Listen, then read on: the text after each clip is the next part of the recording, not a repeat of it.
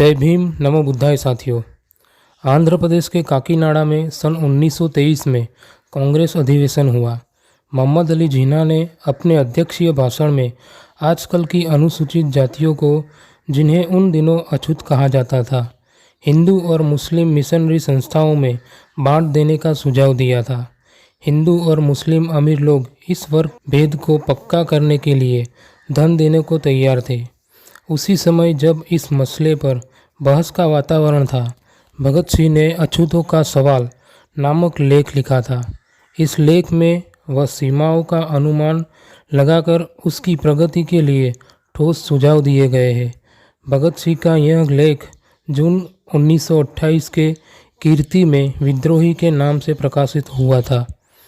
तो आइए जानते हैं भगत सिंह के इस लेख के बारे में। हमारे देश जैसे बुरे हालात किसी दूसरे देश के नहीं हुए। यहाँ अजब गजब सवाल उठते रहते हैं। एक अहम सवाल अछूत समस्या है।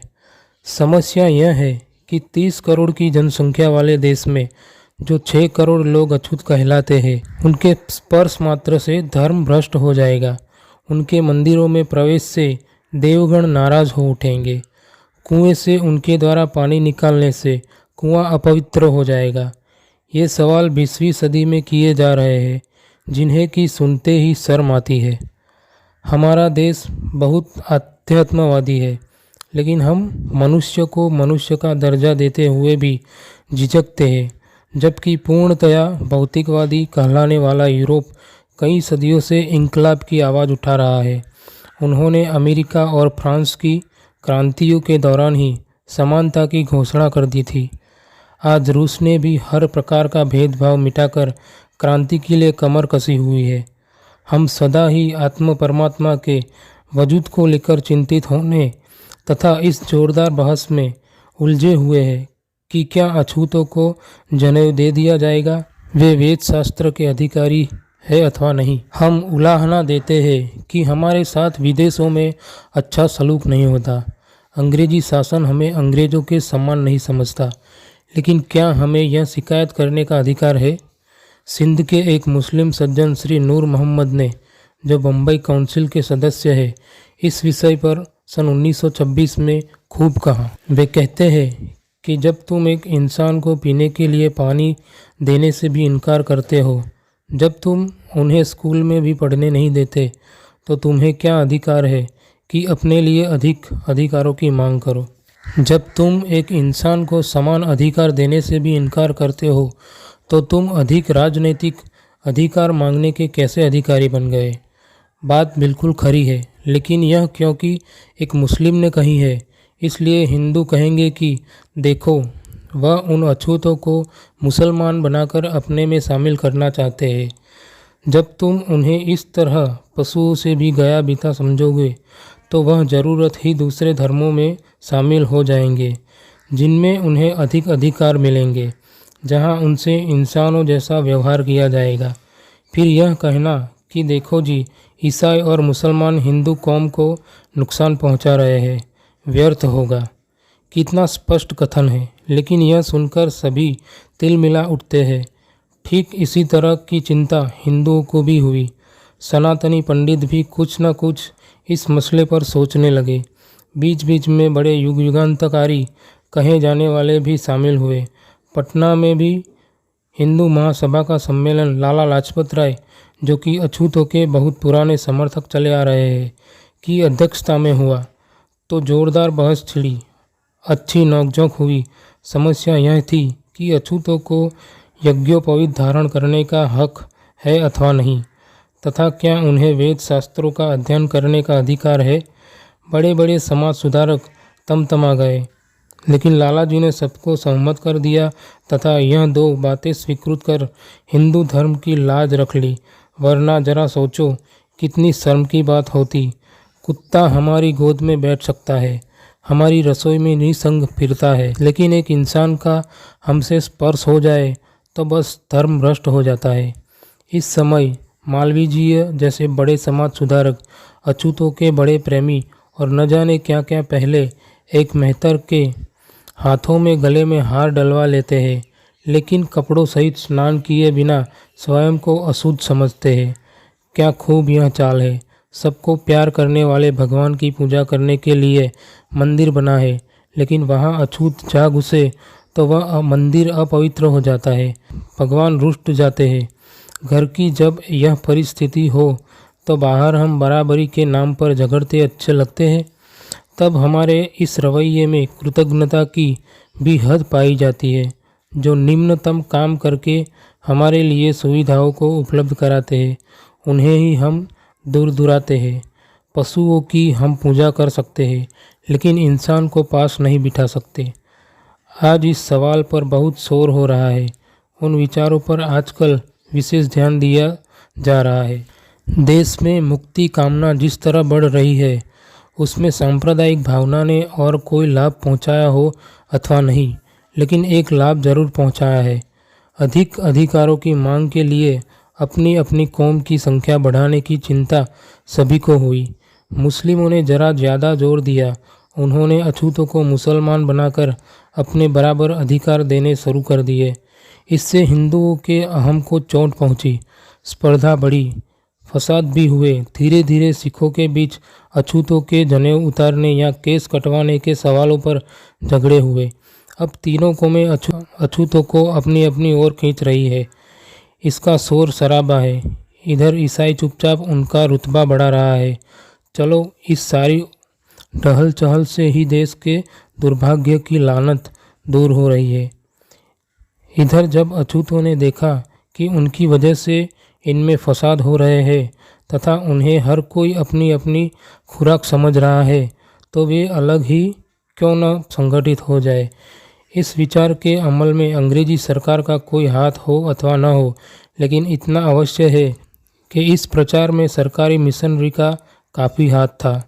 आदि धर्म मंडल जैसे संगठन उस विचार के प्रचार का परिणाम है।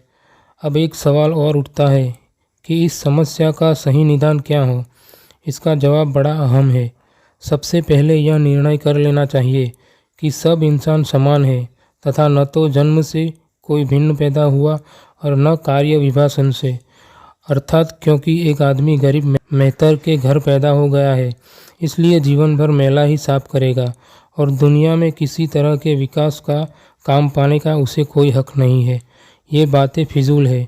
इस तरह हमारे पूर्वज आर्यों ने इनके साथ ऐसा अन्यायपूर्ण व्यवहार किया तथा उन्हें नीच कहकर धुतकार दिया एवं निम्न कोटि के कार्य करवाने लगे।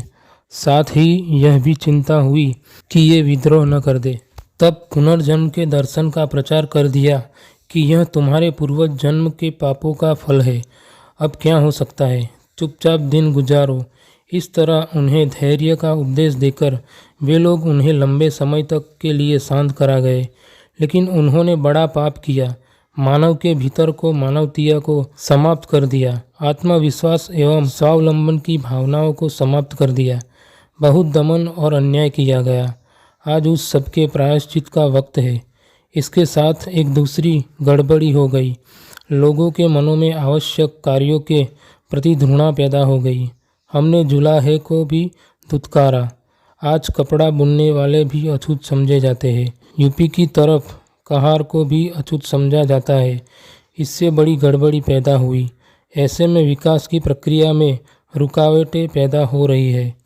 इन तबकों को अपने समक्ष रखते हुए हमें चाहिए कि हम न इन्हें अछूत कहें और न समझें, बस समस्या हल हो जाती है। नौजवान भारत सभा तथा कांग्रेस ने जो ढंग अपनाया है वह काफ़ी अच्छा है। जिन्हें आज तक अछूत कहा जाता रहा, उनसे अपने इन पापों के लिए क्षमा याचना करनी चाहिए तथा उन्हें अपने जैसा इंसान समझना, बिना अमृत छकाए, बिना कलमा पढ़ाए या शुद्धि किए उन्हें अपने में शामिल करके उनके हाथ से पानी पीना, यही उचित ढंग है। और आपस में खींचातान करना और व्यवहार में कोई भी हक न देना कोई ठीक बात नहीं है। जब गाँवों में मजदूर प्रचार शुरू हुआ, उस समय किसानों को सरकारी आदमी यह बात समझाकर भड़काते थे कि देखो, ये भंगी चमारों को सिर पर चढ़ा रहे हैं और तुम्हारा काम बंद करवाएंगे। बस किसान इतने में ही भड़क गए। उन्हें याद रहना चाहिए कि उनकी हालत तब तक नहीं सुधर सकती जब तक कि वे इन गरीबों को नीच और कमीना कहकर अपनी जूती के नीचे दबाए रखना चाहते हैं। अक्सर कहा जाता है कि वे साफ नहीं रहते। इसका उत्तर साफ है कि वे गरीब है। गरीबी का इलाज करो।